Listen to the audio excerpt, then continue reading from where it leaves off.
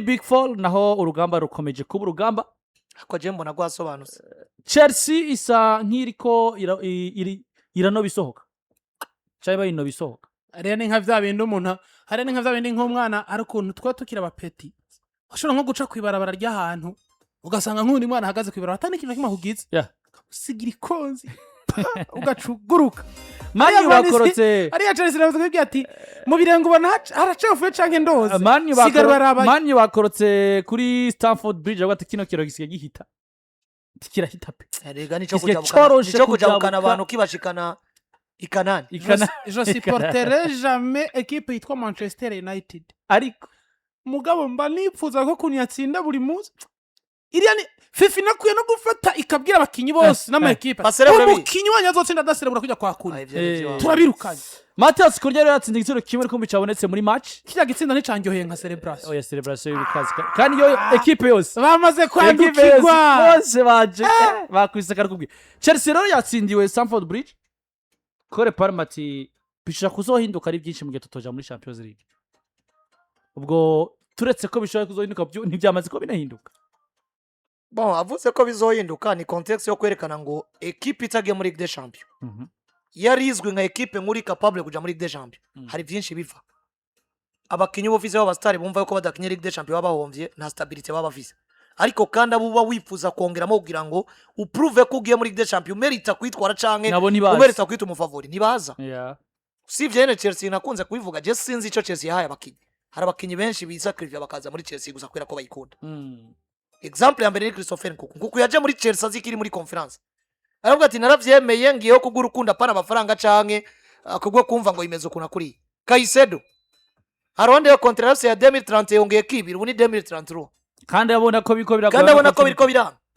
Ariko yabwiye abantu nifuza ko mu legend ya materi y'imyaka nzomarana nkuko ngo Lokante yabikoze. Kuri yakuntu ko bamakerere.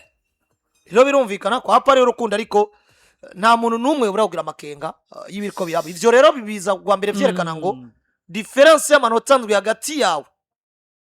na equipe yitwa Liverpool iri mu kibanza ca gatanu muri ko muragwanira. Hariya deja iriya battle isigaye hagati y'imigwiri hariya hejuru. Aston Villa, Liverpool na Manchester United.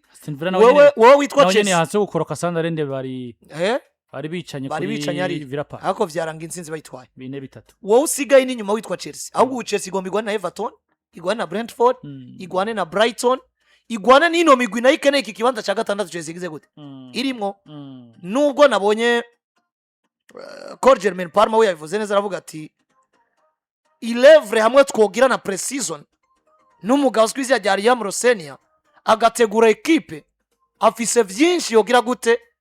yodua tugatangura sezo bimeze neza turi muri phase yo koti kuko no mugabo tactiquement n'ivyumviro vyiwe birashe. Equipe ya Chelsea mu nkino afise victoire imwe yonyine zine zose barastakaje. None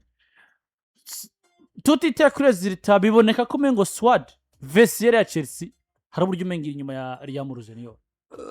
Bon biragaragara ko iri nyuma ya Rosenia ariko kandi nibaza ko peut-être ari kwa kundi kuvuga ngo iyo udafise ivyo wifuza ucunezererwa ivyo ufise. Uburongozi bugaragara nkuko 100% butiteguye gutandukana na Rosenia peu importe resultat. Uri muri Chelsea udafise yuja uraja muri Bradford n'uburongozi. Numvise ngo mutama ngo ni priority ngo aje muri priority ya mbere. Inde Grand frère wawe. Grand frère. Mugihe baba batandukanye na Anko Choro nabonye ngo ari muri priority za mbere. Ngo Chelsea ngo iramwiyumvira cyane. Ariko ni gute utandukana umumenyereza umwagiriza ko sinzi mugabe ico bazobagiriza Rosenia. Chelsea sinzi ngo ni kubera ari Londres cyo kimwe na Tottenham ariko zirafitaniye ressemblance. None urirukana abamenyereza babiri mu mezi abiri nyene. Bon kubirukana babiri mu mezi abiri sikosa ahubwo no kwiyumvira ngo ndabirukanye kubera iki niko ndarondera. Erega ni ryo kosa ibaze ko uwa mbere wamuhoye ryako ikosa wamuhoye ugarukanye uje kurikora kandi. Ariko Chelsea ariko Rosenia kugeza ubu ubona ari ureka ramora. Chelsea yatsinzwe na match. Kimenya ko umugabo asikwiza rya Enza taho resultat. Nuko na Rosenia mu gihe gito ahamaze. Avec izi resultats ziri mediocre bakubwira ati twe turi kubona Rosenia niwe tubona zo tubakira no project kuko ari capable ugendera na resultat mbi yarafise nk'izi za Rusiri. Umugabo na Enzo yari icanganya kandi no musugiye kuraba indani nibamuhe resultat. Usivye ko wenyene yaramaze kugaragaza ko yabanye na Pepe rero makavuga ngo je narabanye na Pepe j'ai appris quelque chose narabanye na Resta ndayiduza naji wa umaye kontra unyizeye reka tugire gute tubane nitwe umumenyereza mukuru hari profile Enzo yari amaze kugira itandukanye n'iya Rossenior kandi yaciye abipruva atwara conference yabasanze barimo atwara n'igikombe cy'isi yabasanzemo buri wese atabona uburyo bobo gitwara imbere y'imigwi yari yagize gute yari yacitabiriye randi gutsindwa na Liverpool Chelsea ubwo ibintu byo kwiyumvira Champions League naho kora kuvuga ngo hashaka guhinduka byinshi utsinzwe na Manchester United mu gihe izindi equipe ubona ko bo batari gutakaza umaze inkino zine utazi n'inota ari mukora isi mu Manchester Chelsea iretse gukina hariya ngo kuva ikinjana ca 21 gitangura ni ijyambere Chelsea itakaje match zine dafire muri EPL. Ino Chelsea ntibigaragara ko naho abakinyi bari kuryamajyama na president kuri nako n'uburongozi bwa Chelsea bari kuryamajyama kuri Yambro Senior ntibigaragara ko hamande ya Aston Villa Man United za Liverpool ariyo equipe ubona ngo mwino kursa Big Four kuja muri Champions League ntibari serie wanashima ibice byinshi basanga bariko barasezera basohoka kuko gushika no mwanya bari mu kana ca gatandatu basungana na Liverpool amanota ashika kuri 7. Ndakubwiza ukuri equipe yitwa uribuka hari mu kwezi kwa gatatu hati Big Four iragoye koko equipe ziriko zirayigwanira zose zirasigaje guhura hagati yazo Aston Villa, Liverpool, Manchester United, Chelsea the Blues. Mugabo Michael Carrick yerekanye ubukakari muri club yiwe buvuga ngo mwebwe mwitwa ko muri nyuma yanje ndabarengeye nzobatsinda nzosubanda nabatsinda yanatanze akarorero afata izo equipe zitwa ko ziriko ziriko gikombe Man City na Arsenal arazikombina arakurikiranya Man City no munsi buke ya Arsenal iri yitangura kuba message baca bisanga hari equipe yitwa Liverpool rimwe na rimwe bandaba nkavuga ngo Arne Slot warasamaye iki gikombe Arteta ariko arafinisha nibo baragitwara nawe agatsinda no munsi ejo agatsindwa hagera hano tubibamo tukababitiwe no kumva ngo Liverpool niyatsinda ni nkuru gusumba ko niyatsindwa ni nkuru gusumba ko Liverpool yatahukanye amanota 3 nakama gutahukana amanota 3 kwa Liverpool izoba inkuru gusumba Liverpool ko yatakaje ukamengo gutakaza kwa Liverpool vyabaye kamere Chelsea the Blues kiza muri uwo murongo Aston Villa ikirazubara mani yicicako mani yicara nka gusubira kurekura bice biguma bijanye ko na Aston Villa mugabo no muzi Chelsea the Blues hageze hano tubone ngo ninguvu zaraheze n'inyuma ya Liverpool yavuyeyo kuko amanota ndwi Liverpool maze kugushira mu ekare yandwi nabonye Liverpool abakinyi bari experiment gusumba ibikorwa vy'umumenyereza bakinye na Everton ubona ngo Everton iragoye kuri iriya kibuga cabo citwa Hilly Dixon yabo iragoye bafise abakinyi bagoye mediane nziza defense nziza attaque Everton nziza yacurikiye ikibuga Liverpool deuxième partie mugabo beshanjije Liverpool yakinye igice cambe Everton igira igice ca kabiri hacakora ikintu citwa experience ubu nararibonye Liverpool ikomeza kwerekana ngo ubu nararibonye muri Virgil van Dijk muri Mohamed Salah reka buheke bano bana ubwiza bwa Szoboszlai na Florian Wirtz bugaragara binyereka ngo Chelsea the Blues ifise effective nziza mugabo ijambo zori tumande Caicedo abwira iki Fernandes abwira iki Neto abwira iki Palmer donc nabana bari muri generation imwe beza mugabo nako ino weekend yo Pedro niyo yahaba en fonction ya message rigomba gukomeza equipe yo Pedro nta kintu kimwe asobanuye muri equipe ya Chelsea ni mutonyi hari ivyavunye Caicedo atazi hari ivyavunye Fernandes atazi canke ivyavunye Palmer mugano umwe makinyo ngo bari guhekwa nako bari guheka club cyane cyane mu kintu kije no gutsinda jewe rero ndabona ngo Chelsea the Blues yatsinzwe na Man U premièrement Man U nziza gusumba Chelsea deuxièmement Man ifise abakinyi beza gusumba ba Chelsea the Blues amatiere ya maturité Bruno Miguel Fernandes Casemiro turaza ko tunabigaruka ko bimwe mu bintu biri gufasha Mikel Carrick uyu mwana wo mu Portugal wo kuri nimero 2 Diogo Daro bafise umwana yafashijwe n'ino experience tudafasha ivyibihe biri equipe yaciyemwo tugafata ivyo mukinya agomba gutanga kwisi ni equipe itokwifuza umwana yitwa Kobe Mayino ntayibaho ugacugaruka rero mutuzo wamaze kuba muri Manchester United bo baje kuri Stamford Bridge bazingo tugiye ahantu equipe jagaraye eje bofatira ibihano Fernandes hige eje bomureka tugiye kurondera 3 Man ukabona ngo ije gukina na Chelsea gomba insinzi gusombe kindi kintu cyaco cyose iyo kintu kirondera kuri baranyica n'ubwo bwinshi n'ukironka muri Chelsea bakinye match mbere ya Man nibo bake nico gituma nakubwiye ngo experience uburyo itarifise abadefensere bayo ariko uburyo yishe mani Imana irakinga bogaye ateye mu igori kenshi gashoboka bakubita amapoto baproduza genzi za matière ya construction ari naho hantu nemerana je ngavuga ngo peut-être naho bitokundira kwa Chelsea Ruseni ya muri football moderne ashaka kuzomenyereza Mwiza ubona ko equipe wirawukina barawerekanya barakrea ubwo buryo niki mugabo uno munsi Chelsea ni equipe igomba kuviza ibirengeye ibi byo kumva ngo nakinye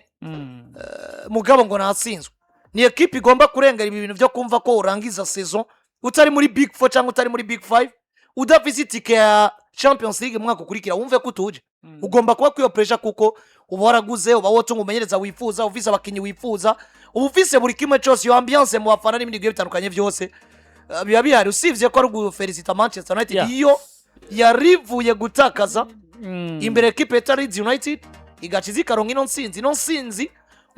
yari insinzi tout simplement ibaha confiance ariko kandi yari n'insinzi yo kugabanya abakonkira ku buryo umuntu ari karagwana no big 5 yonatsitara mugabo aba muri inyuma gatuma hindura ikibanza gusa ukava mu cagata tukaja mu cakane cyangwa ukava mu cakane ukaja mu cagata gusumbuko wotsindwa uvuye mu cagata tukisanga mu cagata wari mu cagata yaje mu cakane Manio yatsinze Chelsea tunabigira ko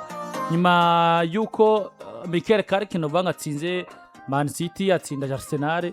ayisanze Emirates yase gutsinda equipe ikomeye ayisanze muri Chelsea ariko kijya muri izi equipe zo muri big 5 hari nimwe yamutsinze Aston Villa yarayitsinze Newcastle Liverpool yarayitsinze ariko barakinye muri match hari Carrick oya Carrick match ni yari Carrick nago yari Carrick Michael Carrick kuva yifashe yatsinze Arteta atsinda Guardiola atsinda Unai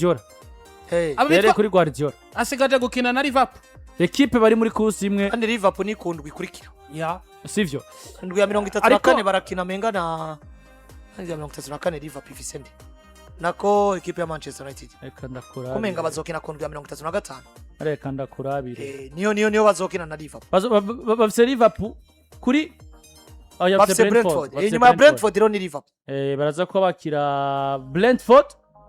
nyuma Brentford ni Liverpool hama bace kuri Old Trafford nye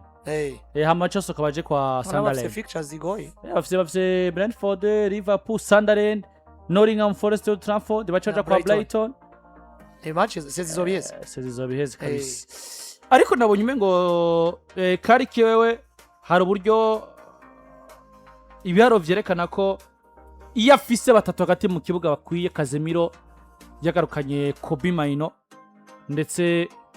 baranganjwe imbere na Bruno Fernandes hari uburyo umengo match ziramworohera cyane match ziteza koro ino yarafise defense ubona ngo benshi bako bimva ni giki tujanye kwa Chelsea dufise Ahaye Hive na nuzire mazarawi yari yagarukanye muri access central ariko rwego rw'umwana wo muri academy ariko kandi Landry tutirengije ko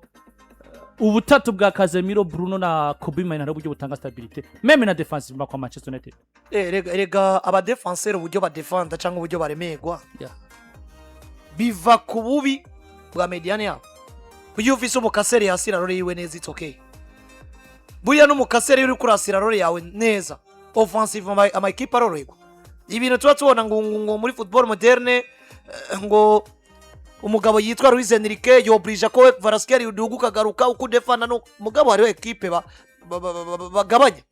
badoza ritme sinibaza ko buryo mbe umoyo garuka kudefanda ariko nka Dembele yobikora ko Dembele azikari kuri kuruwa rimwe n'uwitwa Ashraf Hakimi badugira rimwe bagarutse bagarukira rimwe kandi muri mediane iyo karite yo gukasa ritme ya ballon Vitinha na yafise nawe n'umuntu mukinyi ashobora gukasa mugabo ari umubora baropye bitandukanye n'umuntu atunze Casemiro ko Casemiro mutereka muri central akawukina Casemiro n'umutege kukorganiza urukino rwawe ariko mutege kukumva ngo umudis umumeneur doje wa equipe adverse ashobora gutuma twe twisanga andanje genda umumarke ukora ku kazi no Casemiro ni no mukinyi iyo afise uwo mupira amaze kurekipera bakeneye umuntu amukura ko mutwara nubwire Casemiro ngo rekipera hamukine rekipera hamuhukina ariko yari umu artiste ariko yarishuwe afise uwo mwana hafi yiwe ari foro physiquement akomeye muri recuperation atarohisha Casemiro ariko mubora baropye foro ku mupira ku kirenge awudugana neza Kobe Maino ashobora no kuribera witwa Bruno Miguel Fernandes ko Fernandes buriya numudisa ateye ubwo mugabo muri system moderne utazomwitego bya bintu byo gucenga cyane n'ibindi bigiye bitandukanye nimba ziko afite umupira ngaha akawutera kwa mbemo bitanga igitsindo ivyo birakwiye kandi abahejeje kwica equipe adverse rero ufashe uburyo deja badakompletana ukaraba n'uburyo role zabo zitandukanye iyo Manchester ufise bano batatu hagati mu kibuga ubumeze neza n'ikimeme ibibero byabo byerekana ko mu Bwongereza nimba turiko turabona uburyo Man City yasubiye kuryoha ugarukanye Rodri kaskante ku rugero nibwo buryo tubonye Manchester je ndiko nivira ngavuga ngo why Manchester mwebwe abafana bayo mutarazana ibitambara kuyuga mugire Casemiro ati banzo wago mundi mwakumwe ni nabwo buryo ndiko ndabona abafana bagarataza baresha Victor Osimhen ati banzo wago abwa ati muze bazana ivyapa bagapfukama bakaryama ati nudusige twenyene tuba turifu erega muri Ligue des Champions ugiye mu mwaka uza witwa Manchester ni wisanga muri processes yuko Kobe Maino umwasosia ko dufata nka Elliot Anderson biroroshe ko bazoba ipuize kuko Maino nawe azobagiye mu binatazi azosabwa izo exploit yarakeni uwo munabanza kumugida none na Elliot Anderson akinjira avuga ati igihe cyose ninjiye Casemiro soze ngomba kumenya uburyo bigenda kuko wibuka uburyo Madrid yasubirije Casemiro sose muri saison muri mercato umugabo yitwa Chouameni yinjiriyemo mugabo yasotse ariyo match ya Yudi Armere abantu baravyibuka kiriya gidugana barajira amazani Chouameni bamutanguje match biranga ukabona ko vyanse kabisa bazana Casemiro gacakoso muwa mwaka barafata iyo risk kubera ko bategeza gupeza ibijanye na finance basora Casemiro mugabo muri buka saison 2023 equipe ya Real Madrid ni saison isanzwe cyane bagiye gutora la meilleure version y'umugabo azwi ku izina rya Chouameni ari uko bamaze kumenya uburyo bakina muri Mediana 4 bamwasosia ko umugabo azwi ku izina rya Toni Kroos raison pour laquelle kwa Mani ngaruka bavuga ngo Kobe Maino ashobora kuzotakaza stability yatakaje Casemiro nkuko tubona Bruno Miguel Fernandes mugende mufate kuri Ruben Amorim abakinisha abamediateri babiri akemvanta biriya bintu byo kugarukana mbeo mu hagati mu kibuga yakinishije na Diallo ku ruhande ugasanga badare ba Liberté yo kuduga n'ibyo bitandukanye Fernandes yari mwiza mugabo yari epuize je yari yagezaho mbona ati uyu Fernandes zomutunga iyi saison nyene aca genda yari epuize ko yasabwa kudefanda agasabwa ku offense agasabwa movement ziri extra zirenge yizowe yategerezwa kuba yotanga kuko ukakura niko asanga inguvu ya Manchester ari nyinshi buri no musika Bruno Fernandes atandukanye n'umuntu yoba yaribereye muri equipe ifise abo bakinyi ku zindi poste buzuye ko yewe yatanze byose ino nyabutatu rero utayigarda ni kudire kuri bo mugabo uno musi probablement mugabo yitwa Bruno Miguel Fernandes ariko batarokor ageze kuri assist 18 ya jewe iri jambo nararivuze n'ubu ngenda risubiremo nejo nzorishimangira naho ugomba kazana ikaramu nkagusinyira Fernandes niwe nimero 10 wa mbere ku isi umusore ateye ubwoba niwe nimero 10 wa mbere ku isi hagombe hagaruke De Bruyne bari Paris uri kuraba umukinyi mwiza ukabonekera isi uri muri project zaguhingese nk'izamani kuva ava muri Sporting Club de Portugal akinjira kwa Manchester United sinovuga ngo yahuje destination bon ego yaruje destination en fonction y'ibikombe n'ibihembo individuel mugabo Bruno Miguel Fernandes niwe mukinyi mu badisi je bamaze kubona ashobora kuba afise technique nke mugabo yori antabara higomba kuja ku mwanya wayo niwe mukinyi nimero 10 ashobora gutsinda ibitsindo byinshi bishoboka kuko wumve ngo aramaze guheza sezo afise ibitsindo 10 mu mwaka uheze yahejeje sezo kwa Manchester United afise ibitsindo 19 na assist 18 bivuze ngo umugabo yitwa Bruno Fernandes yisanze abanganye banga inyuma yiwe hari umugabo yitwa Casemiro experiment afise Champions League zitatu kwa Real Madrid nitagira imana ngo isubirize Casemiro yabanye na Luka Modric na Kroos mani bishora kuyikoste nawe yo musubiriza ushaka uza nundi mukinyi akomeye do profile nawo bakunda do Carolero canke Rodri mugabo mu profile ya equipe yitwa Casemiro reka nagwa Carolero nabo bozana Caicedo cyangwa bakazana Rodri muri philosophy kibazo nibo baronka y'umuntu yamaze kunywana nabo niba ndiko ndavuga ngo ni kudire kuzinjira wari wese kuko Manchester mwakuza isabwa ibirenge by'itanzu no munsi kuko ubu deja philosophy ya Big Four bayivuyemo kuko kute atariro turema do situation maniu bazoja muri Ligue des Champions mwakuza Fofis uburyo zo Carrick turema do situation ntibaho hasi Carrick hari uburyo ya revolution ino equipe ushaka Manchester je muri Ligue des Champions ko Tottenham ijayo nivyo reka iri izina rikuru rigarutse batsinde Chelsea mugabo kandi tukiri muri rugamba rwa Big Four majao makena nabonye Arne Slot turimo gusezerwa muri Champions League hari uburyo ngira ngo atangwe kuba serie derby mu society